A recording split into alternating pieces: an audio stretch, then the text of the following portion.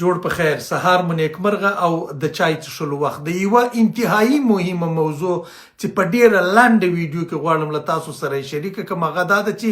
پاکستان کې د ایران او د امریکا ترمنځ د مذاکراتو پر مهال باندې شاید ځینې د ناامنۍ پیښې وشي ځکه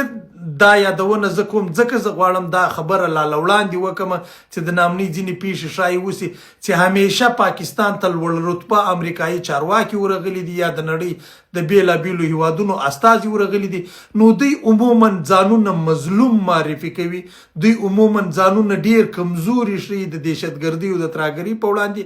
بیا په خپل هیواد کې پیښې کوي او د نړیوالو پام خپل هیواد ته ور اړوي دا د پاکستان په تاریخ کې څو واره سوي دي بلا ډیر مثالونه موجود دي نو ډیر امکان دا لري چې یا په خیبر پښتونخوا کې یا په بلوچستان کې یا په جنوبي پښتونخوا کې یا په منځنۍ پښتونخوا کې یا په د پنجاب په ځینو څنډو کې ځینې داسې پیښې وشي چې هغه به په لوی لاس دوی کړي وي او ګوته به ترهګرو ته نیسي یا به ګوته اسلام پالو ته نیسي یا به خدای ناخسته لاس په افغانستان باندې پاکوي نو دې ټکي ته پکار دا ده چې افغانان له وړاندې خبر واوسي چې که داسې پیښه کېږي دا د دوی کار ده دوی په خپله کوي په موږ پورې هیڅ اړه نه لري افغان قلم د چا کور ته نه دی ورغلی چې د چا په کور کې دننه یې پیښې کړي وي دا ټکو ته مو ډیر زیات پام ووسېږي او دا ویډیو پر مخ در سره شریکه کړي چې خلک خبر سي ځکه زه بیا دا خبره کوم ولاړ سي دا ویډیو راڅخه اوږدېږي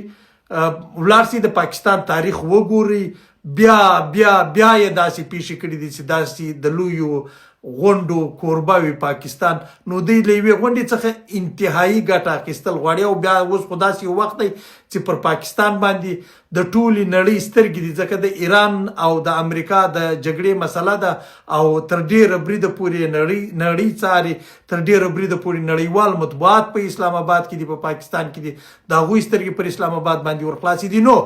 تر ټولو مهم اړخ دا دی زه بیا واضح کوم په دغه وخت کې که هره پیښه کېږي دوی به بیا لاس خدای ناخسته د افغانستان خواته نیسي زه بیا وایم خلک د افغانستان حکومت د افغانستان ولس د افغانستان رسنۍ او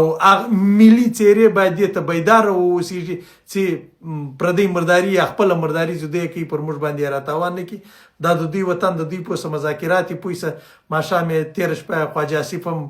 د اسرائیلو خلاف داسې خبرې کړي دي چې زور به یې وروسته د دوی تر اوږو خامخا وځي ما ویلي وو نن بیا دا خبره تکراروم چې پاکستان د امریکا دپاره د یوه ټیشو پیپر په معنا باندې دی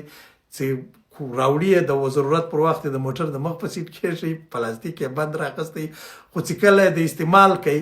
بیا په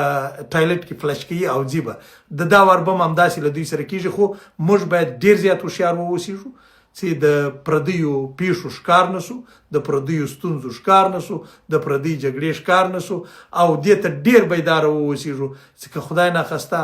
زموږ خواته څوک ګوته نیسي په زغرده د افغانستان هر مقام او هر دولتي ارګان چې مسؤل وي د دې شانو جواب ورکړي او